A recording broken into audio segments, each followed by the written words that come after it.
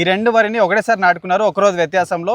వరిలో నార్మల్గా దుక్కిలో డిఏపి వేసుకుంటారు, తర్వాత కొన్ని రోజుల తర్వాత ఎన్పికేలు కానివ్వండి, సూక్ష్మ పోషకాలు ఇవన్నీ సపరేట్గా వేసుకుంటారు. అలాంటిది రైతు 36 కేజీల బస్తాను శౌర్య 36 అనే పేరుతో అన్ని రకాల పోషకాలతో కూడిన ఈ బ్యాగ్ని ఎన్ని రోజుల వయసులో వేసుకున్నారు, దాని యొక్క ఉపయోగాలు ఎట్లా ఉన్నాయో తెలుసుకునే ప్రయత్నం చేద్దాం. నమస్తే అండి. నమస్తే సార్, చెప్పండి, మీరు మొత్తం ఎన్ని ఎకరాల వరి వేసిండ్రు? 6 acres వేసినాం. 6 ఎకరాలు వేసిండ్రు. 6 ఎకరాలు. ఈ 6 ఎకరాలలో ఈ శౌర్య 36 ఎన్ని ఎకరాలకు వేసుకున్నారు మీరు? శౌర్యతో 1 ఎకర్కి వేసినాం. ఒక ఎకరానికి అంటే 2 ఎకరాలు వేసిన, ఒక్క ఎకరాకు వచ్చి 36 కేజీస్ వేయాలంట. అట్లా 2 బ్యాగులు తీసుకున్నాం. 2 బ్యాగులు, ఎకరానికి 36 కేజీలు. 36 కేజీలు. ఓకే, ఇది ఎన్ని రోజుల వయసులో ఉన్నప్పుడు వాడుకోవాలి?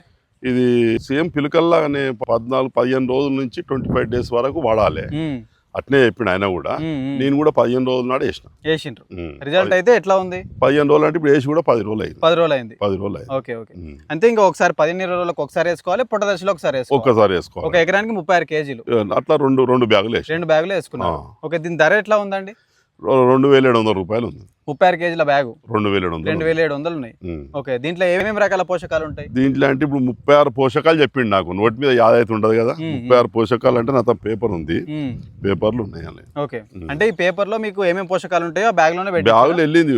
బ్యాగ్ ఓపెన్ చేస్తే కింద వేసి మంచిగా మిక్సీ చేసినాము. మిక్సీ చేసి చల్లేటప్పుడు ఈ పొట్ల ముందంటే అది జేబులో పెట్టుకున్నారు. ఈ రోజు మీరు వచ్చిరంటే అది తీసుకొని వచ్చాం. Okay okay. దీని యొక్క ఉపయోగాలు ఎట్లా ఉన్నాయి అనేది మనం ఇక్కడ లైవ్ గా తెలుసుకోవచ్చు. ఈ రెండు వరిని ఒకటేసారి నాటుకున్నారు ఒక రోజు వ్యత్యాసంలో. నార్మల్గా దీనికి ఏంటంటే శౌర్య 36 వేసి 10 రోజులు అయింది. ఈ సాధారణ పద్ధతిలో పాటించడం జరిగింది. సో ఈ రెండింటికి వ్యత్యాసం మీరు లైవ్గా చూస్తున్నారు. పూర్తి వీడియో చూడాలనుకుంటే మన భీష్మ అగ్రికల్చర్ యూట్యూబ్ ఛానల్లో ఉంది, చూడండి. రైతు యొక్క అనుభవాలను తెలుసుకోండి. ధన్యవాదాలు.